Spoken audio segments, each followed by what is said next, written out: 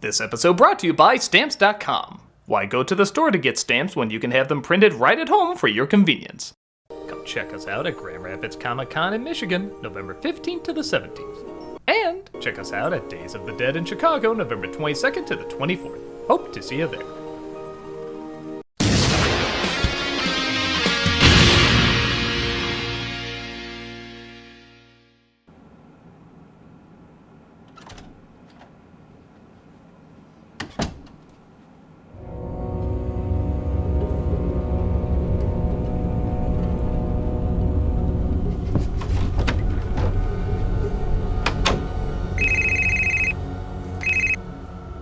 Hello?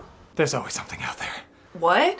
My living room. There's always something out there. Some weird-ass freak, some bizarre scenario that ties into the movie I'm reviewing, and I just can't do it today! Hang on. Let me bring Malcolm in on the call. I'm already here. Ah! Malcolm, how'd you get in on the call? I'm always listening.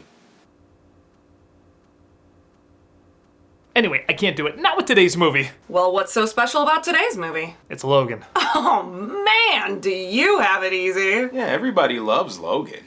This'll be a walk in the park. It's not that simple. Everything's simple.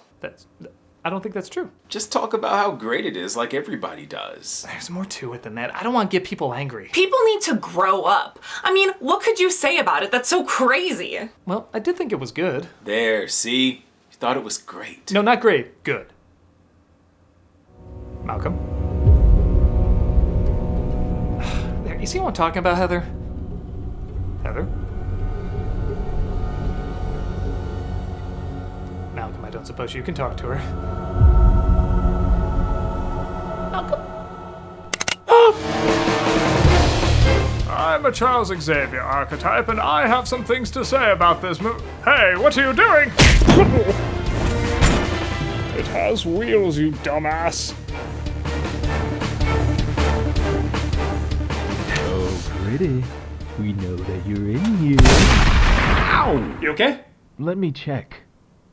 Yeah. Ow! Miss! Okay! You got me. Ow.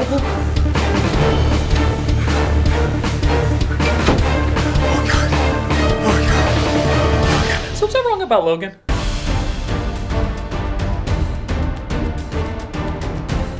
In 2017, Hugh Jackman gave his final performance as Wolverine-ish with James Mangold's Logan.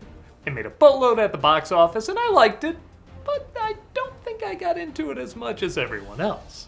I kind of wondered if people became so obsessed because it did so many things people wanted to see an X-Men movie do, specifically in a Wolverine movie.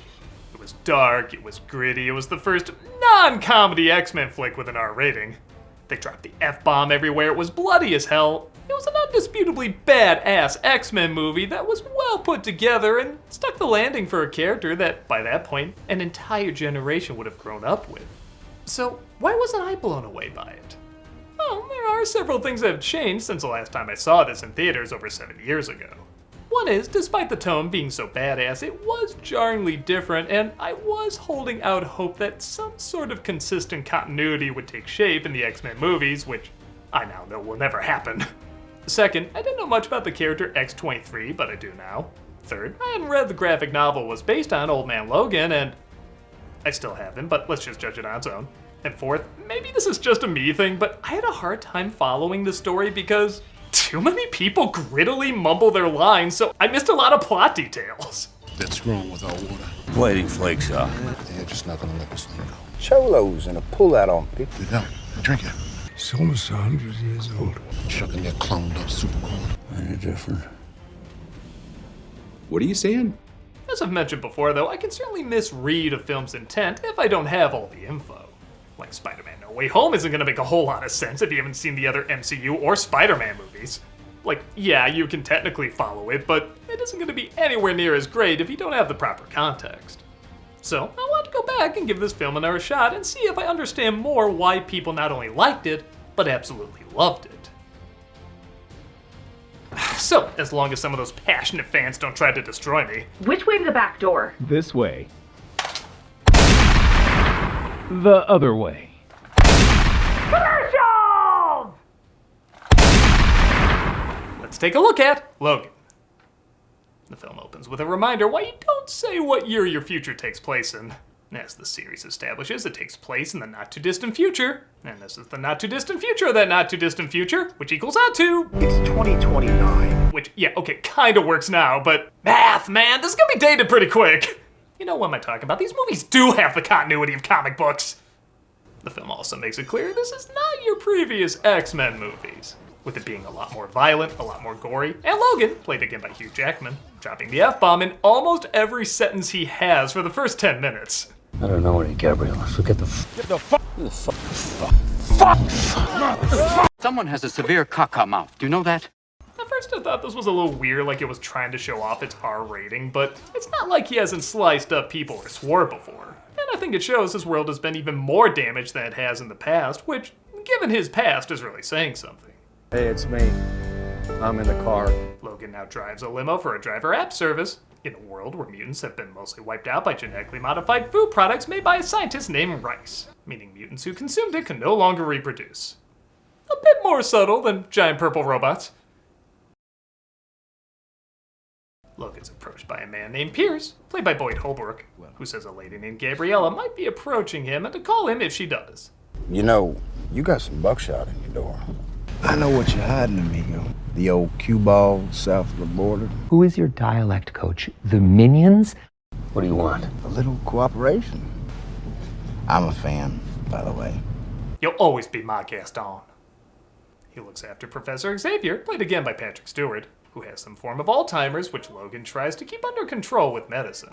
The new quesalupa from Taco Bell. Get it with chicken. Get it with steak. This is how every old YouTuber who's done a million sponsorships is gonna talk in the future. He has help from a mutant named Caliban, played by Stephen Merchant, who tries to keep him hidden, seeing how years ago one of his seizures wiped out not only a ton of people, but also his X-Men. Well, I almost died this morning.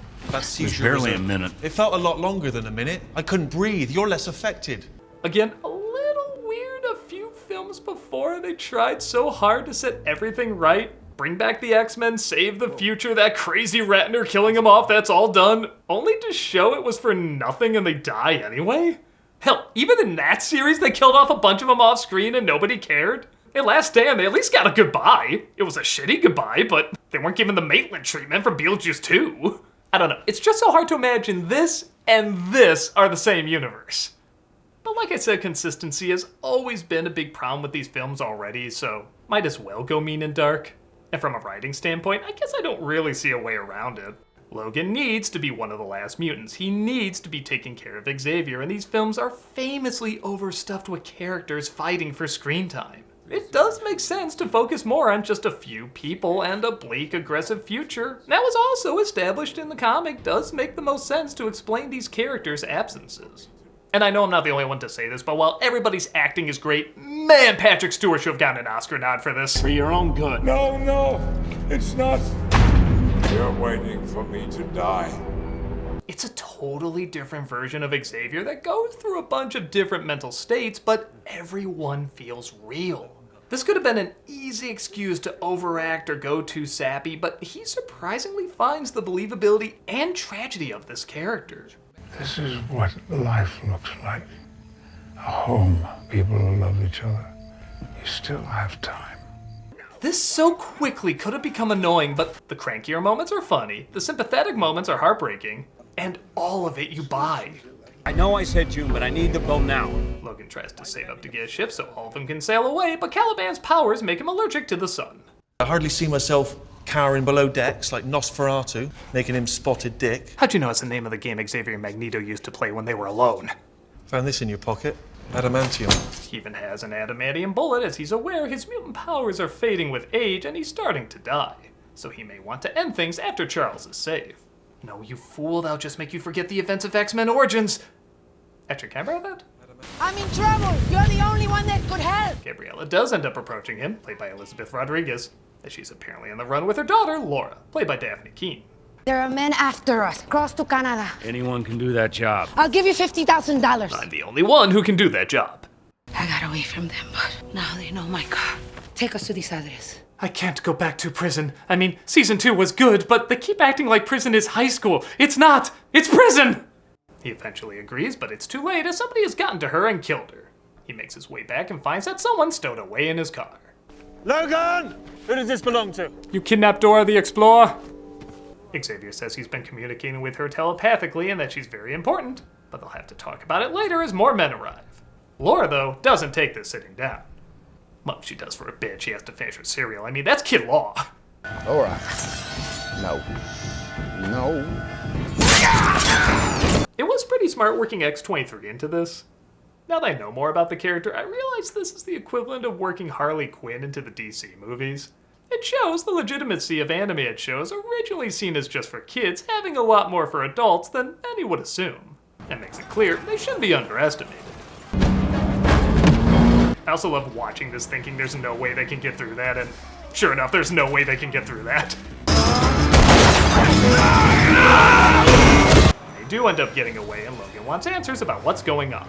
Who the hell are you? Does she remind you of anybody? Lucas Haas from Mars Attacks. It's revealed she was part of a group of mutant kids trained to become weapons.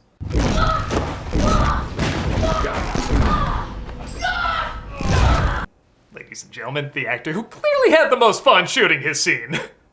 Laura, also known as X-23, is a clone of Wolverine, and to this actress's credit, that is very easy to believe. Last ride. That was literally his contract for doing this movie. They're gonna make him do this till he's 90. Gabriella said there's a place called Eden up north that's supposed to be safe for mutants, so he tries to take her there. He finds out, however, she probably got the idea from, get this, an X-Men comic. You read these in your spare time? Oh yeah, Charles, we got ourselves an X-Men fan. Okay, on the surface, this can sound really dumb like the Double Dragon arcade game in Double Dragon. But if mutants are practically extinct and even a fraction of the stuff in the other movies happened, I would totally buy there be a comic series about this. Maybe even a cartoon where they represent Hugh Jackman properly by making him Australian. Get with it! The X-Men don't have room for whiny brats! As Pierce's men close in on them, Charles has another panic attack, freezing everyone in place and slowly killing them.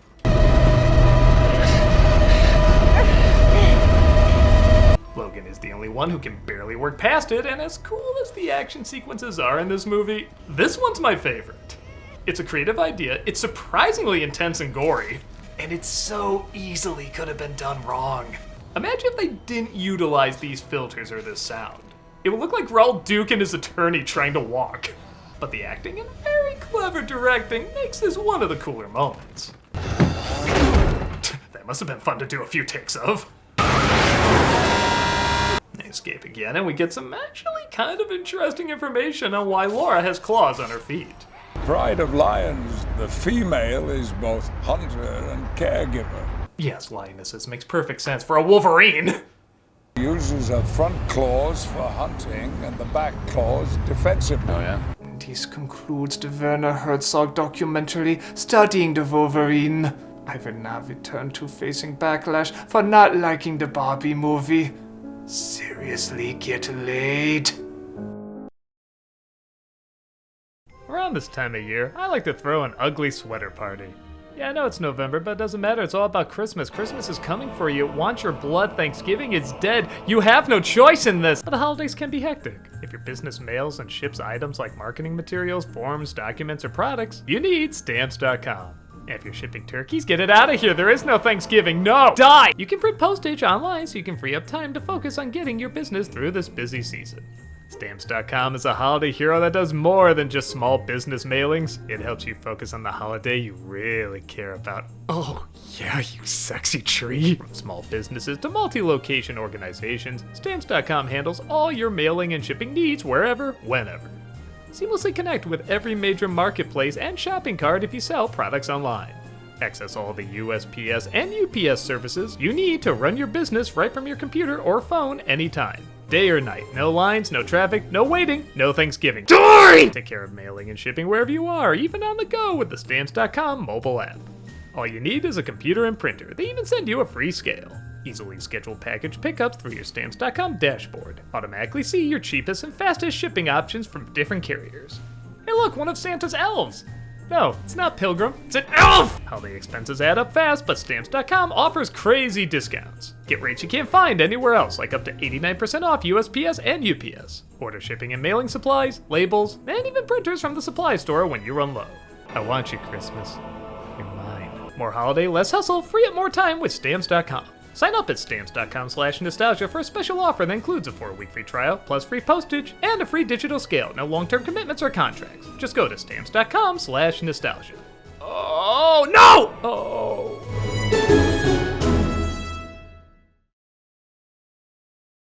Hey folks, we're starting YouTube memberships. If you want access to emojis, polls, behind-the-scene videos, and other perks, check out and see if you want to become a member. A truck carrying horses crashes and our heroes help them out, resulting in them offering a place to stay for the night. Where you all headed? South Dakota. South Oregon. Been trying to get Will here to take a vacation for years. And live off what? The Lord will provide. Terminator-style clones to kill us all. You really should have done those vacays, buddy. I'm still waiting for the Lord to provide me with a new thresher. Well, all the same, I'd love to travel someday. They do a good job making this family feel very likable, but also very believable. In fact, it's funny listening to this conversation sound so real when you know they're talking about Fisher net ray beams and moving stadiums. You're speaking to a man who ran a school for a lot of years, right, Charles? Kind of special needs school. Yes, we know. We had TV and phones for years. Your school and all the threats made to the world made news several times. How has nobody recognized them? We have a perfectly fine room upstairs. It's very, very nice of you, but Logan, we should go. We can leave early in the morning, break of dawn. Why do I get the feeling the entire message of this movie is don't wait, just move? Logan helps him turn the water pump back on as it's turned off by people who have some sort of B- plot nobody cares about. But Dr. Rice is brought onto the team and he brings his life-size clone of Wolverine, this time named X-24. And just as Charles remembers, oops, he Thanos'd his students. This is not the first time I've heard people kept on running away from it. If I knew this was coming, I would run too. X-24 kills Charles and carries Laura like a suitcase. But Logan is there to save her despite the family getting killed off. Meet him halfway. No. Let them come to us. You can't nurture rage. You simply design it from scratch. Okay, so for a while, I really hated this stupid Wolverine clone. There's so many Wolverine enemies you could have brought in. Hell, bring back or clone one of the actors who played Sabretooth, that would have been sweet. But instead, we get this dull, dumb, boringly psychotic animal version of it. And kind of out of nowhere, like, yeah, we see a little footage earlier, but you blink and you miss it. It's not good build-up. Like, it's a cool effect, but what, you just needed to justify why there's 2 Wolverines in Marvel vs. Capcom? It feels underwhelming. But then I got to a certain point that kind of changed my mind. I'll get to that in a bit. But for now, Logan escapes with Laura thanks to Caliban blowing himself up. Beware the light. Right? I never lose weight on those things. Wah! And he buries one of the few remaining people who saw good in him. It's got water. It's got water. On the plus side, the cost of that boat I was saving up for to put on that water will be a lot cheaper. He passes out and Laura gets him to a doctor to help fix him up as his healing powers are getting worse. Oh, also, she talks now! Again, I found this a weird choice because we got so used to her communicating one way through silence and then out of nowhere in the last third she can suddenly speak. It's not that big a deal, but why not let her speak before so we could understand more about her? I didn't see the point of it. But here's where it weirdly connects back to X-24, and I don't know if this was intentional or not. I think Logan sees in both these clones what he could be. He's called Wolverine for a reason. He started out similar to an animal and had a strong connection with them. Hell, he even has a strong sense of smell. If he didn't encounter Xavier in his school, he may have gone that direction in the long run, given how long he's been around. With Laura now speaking, it could show she's becoming less animalistic and more human the more she makes a connection with him. So funny enough, both these factors I originally didn't like end up complementing each other and give Logan a reason to still help her despite him wanting to leave her behind. He's not only fighting the beast he could have become, he's helping the hopeful do-gooder he still could be. Stop. He agrees to take her to eat him, but he passes out when he arrives. It looks like her other friends from the lab are there though, and they make themselves a temporary sanctuary. They even have a decent barber department. Not funny. That is not funny. That's the closest we're getting to a yellow cow moment in this movie. They talk about crossing the border to a safe haven, but Pierce's men, of course, end up finding them. This looks like a job for... Oh god, give me a minute. He takes some green stuff, though, the kid stole from the lab that gives him more energy.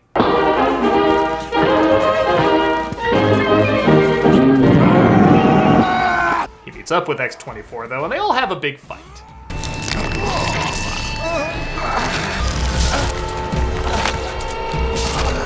This is where you kind of go, yeah, why couldn't these kids protect themselves again? X-24 stabs the hell out of Logan, though. Now I'm gonna stop you from making Australia twice! But Laura uses the adamantium bullet to kill him off. Ah, my back! Still my back! You suck at this! Logan technically dies in his arms, and not only is the acting from both our leads great, but as I'm sure a lot of people point out from the last Wolverine movie, directed by the same person, he was told he would die holding his own heart in his hand. I see you on your back. You're holding your own heart in your hand. It could be symbolic, though. Like, maybe a clone version of you that represents the heart of who you are. It's not beating. Oh, that part's a little tricky to explain. I don't know, just imagine Star Wars, then everyone will say it's not a big deal, or it ruins everything. Oh, this is what it feels like. I like, too, he's almost happy it's finally happening. Like, he's seen so many pass away, and now that he's going through it, he's like, huh, it is just like DMT. A man has to be what he is, Joey. Can't break them all. The kids bury him, and Laura recites the lines from the Western she was watching the hotel earlier. Really good memory, by the way. That was like 9 sentences. There are no more guns in the valley. She also tilts the cross to form an X. Nah, you didn't need to do that. The X's in his eyes were symbolic enough. A stereo with Bye Bye Bye ready to play will be placed nearby in his honor. And that was Logan, and yeah, it is better than I remember it. I'll admit I rarely got emotionally invested in the X-Men movies, so I kinda got a selfish mindset of judging them by how cool the mutants were and how many of them popped up.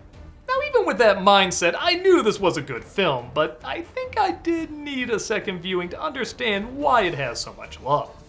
It has a lot of tropes you've seen before, like the grouchy old hero who hates the world and a big person escorting a little person, but not only am I still a sucker for both of these tropes, despite them being overused, but they're also done just as well as the best movies that have used them in the past.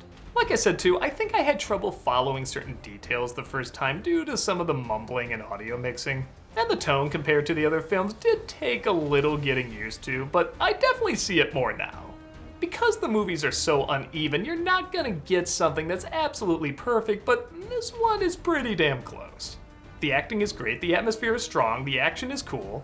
It is the first time we saw a serious X-Men movie go hard R, and it's a legit good farewell to a big screen version of a character many of us connected strongly to.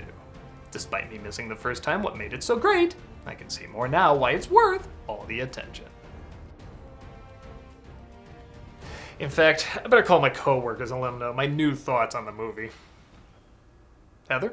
Yeah? Malcolm? Always listening. I get now why Logan is so great. I mean, I'm not gonna pretend it's like one of my favorite films or anything, but I do understand now. Well, that's good to know. So, you can lay off trying to blow up my house. Oh, we weren't blowing you up over that.